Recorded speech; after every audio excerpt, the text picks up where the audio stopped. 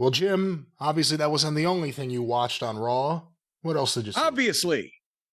That's most obvious because it is time for the update in the saga of the battling Bickersons. Boy, I tell you, it's like the Cramdens and the Nortons just can't get along anymore.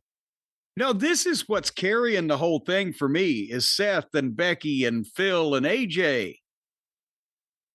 And the mixed marriage tag team match. And again, this could have been shorter, but it also could have been other people and it would have been even worse. So I'll take what I can get. And the fans again, but as soon as Seth and Becky come out, before they even speak, the place is chanting CM Punk. And I think I like Seth better with Becky there because they were wearing the matching black leather, but Seth does his promo shtick, the revolutionary and the preposterary and whatever the fuck, but there's no crazy cackling and weird dancing or feathers. They look like a cooler couple. And Seth gave Becky the big introduction, the big build-up. And, of course, they start chanting AJ Lee at her. And then she said, well, unlike other people, I won't say anything behind anyone's back. And as soon as she says that, they play AJ Lee's music.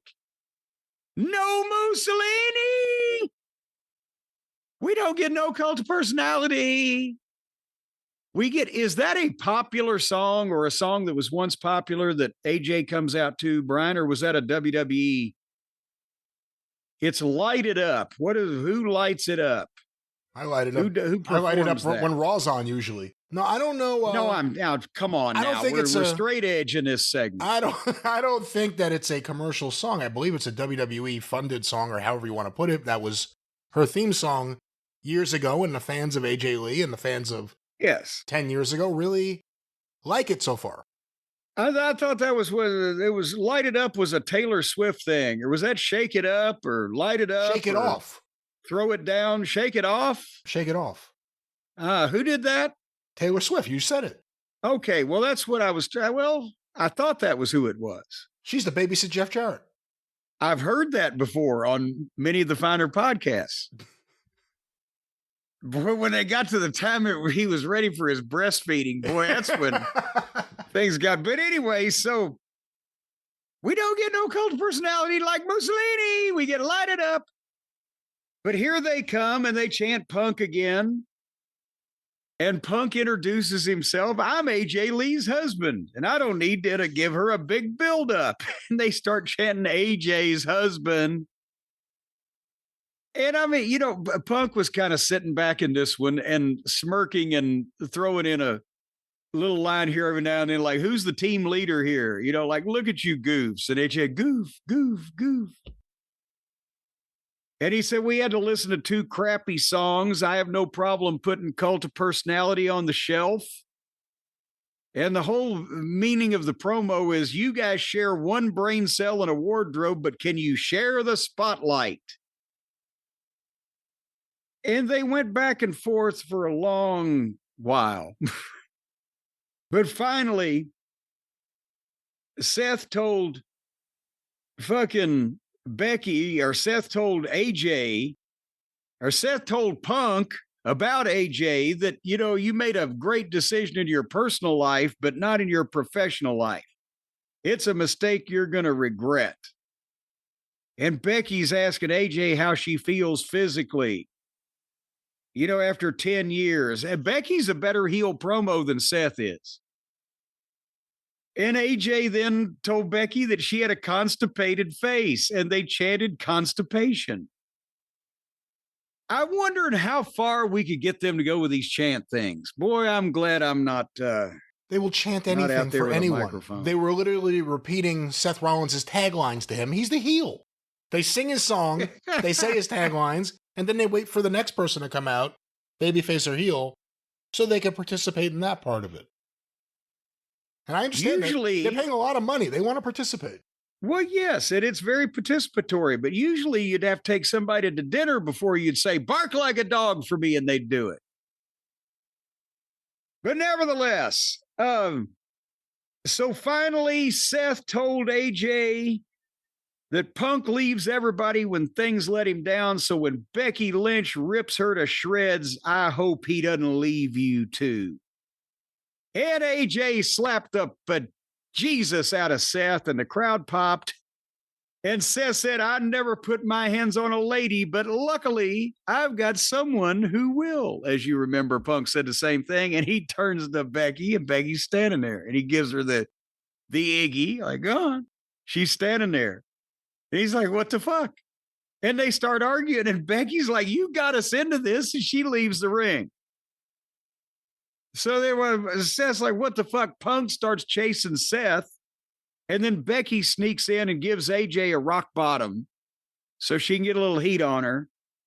And then when Punk goes in to help AJ, Becky slapped Punk again and left. And Punk was there left helping AJ up, which I understand they had to get a little heat before the match, but it was a little flat at the end, I guess is what I'm saying, playa. A little flat at the end. I won't disagree with you. A long build-up for very little. It was like you're seeing the balloon expanding, and it's getting bigger, and it's getting bigger, and it's getting bigger, and you're expecting the bam, and all of a sudden you got the poof, and it kind of went, pee. You know, I'm in the minority, and you'll probably disagree with me too. But I'm not into this. And again, I wasn't into AJ Lee's original run. And I think if you were, or if you just became a fan when it happened, you may see it differently than me. But her skipping out there and that song playing nonstop every Raw, which is what it felt like back then, to do the crazy act, didn't appeal to me because I'm an adult. Like, I hate that kind of fucking bad acting. She's not doing it as much here. But still, this whole thing to me was a little too cutesy. And I'll give you a couple of examples. They all hate each other. And you bring this up with AEW and even WWE, and I think it's true here. They all hate each other. What's stopping them from just fighting right away? Just tackle the motherfucker. They're standing there smiling at each other doing one-liners. I thought that bothered me. And the other thing, it hit me watching this. Becky at one point brings up AJ's book. She says, I read your book. I know about your neck. And it just got me thinking, you know, I think the build to this, in some ways, would have been more effective if that was a promo itself. Becky coming out there with the fucking book, reading from it. Andy Kaufman style. We all quiet down. We have a long way to go. Yeah. And then having AJ respond with a response, which I thought was good. I haven't read your book, but that could have been right there something. Instead, it's just one of the things thrown into this thing that went a long time without any physicality. It happens so well, and we've talked about it. It happens so often that in trying to send the stars out for a gripping segment that will not only get ratings but promote the match, but they can't actually just have them beat each other up every goddamn week, or it just degenerates into AEW nonsense. So it dulls some of the issues having to spend 20 minutes on promoting them when you don't have 20 minutes worth of promotion to do on them, where they just have to talk back and forth till it's like, goddamn, you can't be that mad. That's what you're saying? I mean, I think it's kind of like that Seinfeld thing. What did you do today? I woke up, I went to work. Good, that's a show. How's that a show? Yeah. I watched this and I said, that's a promo. The Becky thing, that one line right there was a good 3-minute promo. I guess they don't do those, so it doesn't really count. And then AJ's response was a separate promo. Like, this thing could have been broken up into several different things that may have been more enjoyable. They're all face-to-face. When you do promos to build up an event or a pay-per-view, people do their promos to talk you in. It's never face-to-face, and then nothing really happens. What happened here? There's a little physicality at the end, and then Becky again kicks the shit out of Punk. This time he looked like he really was going to hit her. I believed it this time. And I was thinking maybe if he just reached out there. But here's the thing. That's the problem, is to keep the ratings and have the ability to, because I've been a promoter also in written television, and you got to have something to advertise. Sometimes they're advertising too much. So-and-so will be face-to-face with so-and-so. Because you can't really advertise an angle, even though the kids misuse the terminology these days. You can't advertise an angle because that's a unadvertised, unscheduled, unscripted, real event that happens in the middle of the normal programming that we don't expect, right? But they have to be able to advertise something. They're sending people out there to kill time talking to each other. And in under the pretense of promoting the match, sometimes they take the bloom off of the match. I still want to see this thing because that's the angle to me. This is the personal issue that has got some oomph to it. But I sure wanted to see it more after last week when we just had the goddamn AJ Lee double-legger, had some fucking blows thrown, and out we go with everybody screaming and yelling rather than them standing here and discussing it for 20 minutes. Yeah, I agree.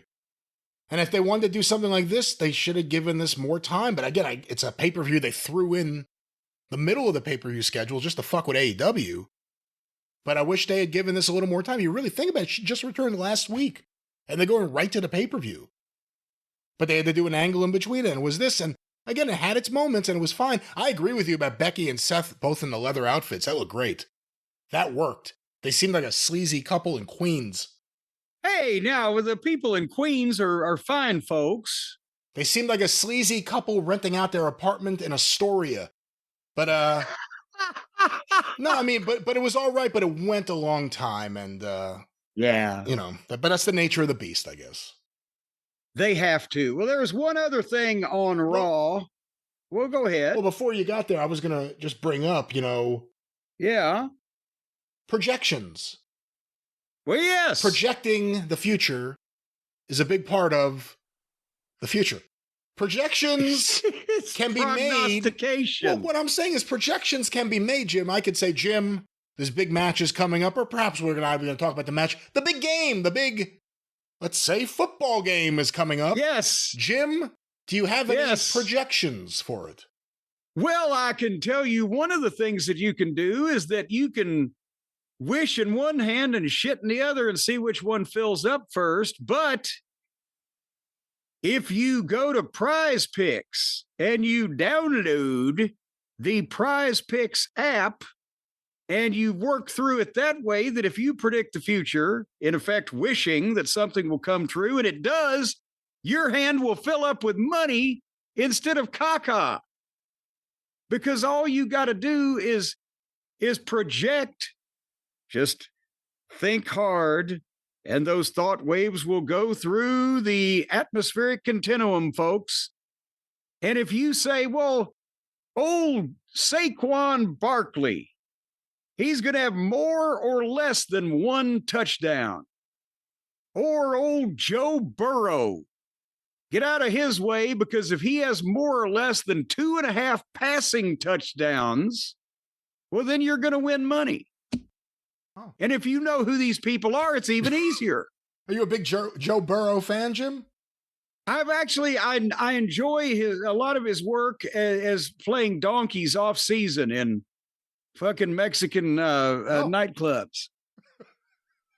The Burrow show, it's the Joe Burrow show. But anyway, Prize Picks is simple to play, folks.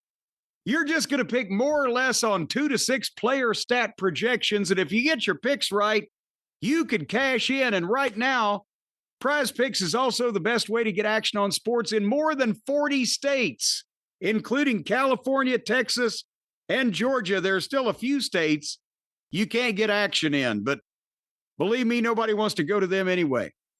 And all of their withdrawals are fast, safe, and secure. Every time they make a withdrawal, a guy just pulls open his coat, shows you the gun in his holster underneath.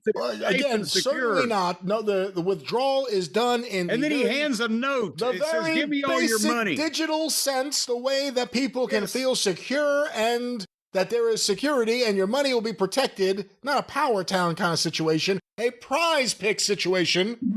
Oh, Jim, you hear that? That means more. Let's say it. let's say more, man. Jim Moore, let's go. Here's a way you can win more, because if right now, if you download the Prize Picks app today and use the code JCE, you're going to get $50 in lineups after you play your first $5 lineups. That's 10 times. They're going to give you $50 to squander any way you see fit, as long as you play one measly little $5 lineup that squanders any way you see fit.